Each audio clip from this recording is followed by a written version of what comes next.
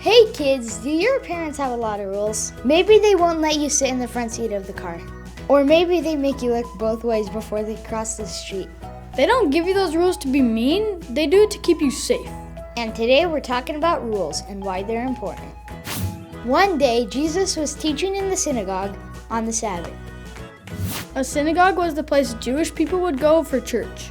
The Sabbath is what they would call the special day of the week they would go to church. For them, the Sabbath was on Saturdays, so that's when they went to church. But the Pharisees also came up with a bunch of silly rules that everyone had to follow that day. A crippled lady came in and Jesus healed her. While Jesus was teaching, he saw a lady who had been crippled for 18 years. She was always hunched over and couldn't walk really well. Jesus called her over and told her she was healed. Suddenly, she could stand up straight. She really was healed! The religious leaders got mad at Jesus for breaking the rules. Everyone in the synagogue was really excited, and they were dancing around and praising Jesus. Well, everyone but the religious leader. He thought Jesus had broken a big rule. Like we said before, the religious leaders came up with a ton of silly rules for the Sabbath. And one of those rules was people weren't allowed to work. And to the religious leader, healing someone was considered work.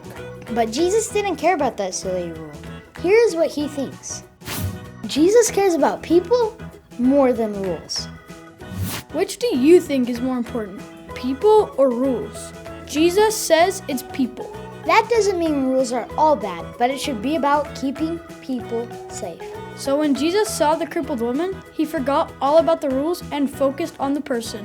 Memory verse.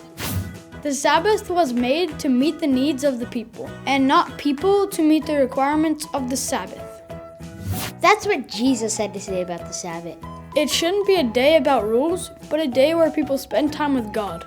So kids, next time you think about the rules your parents have, think of this lesson. Jesus cares more about the people than rules, and so should we.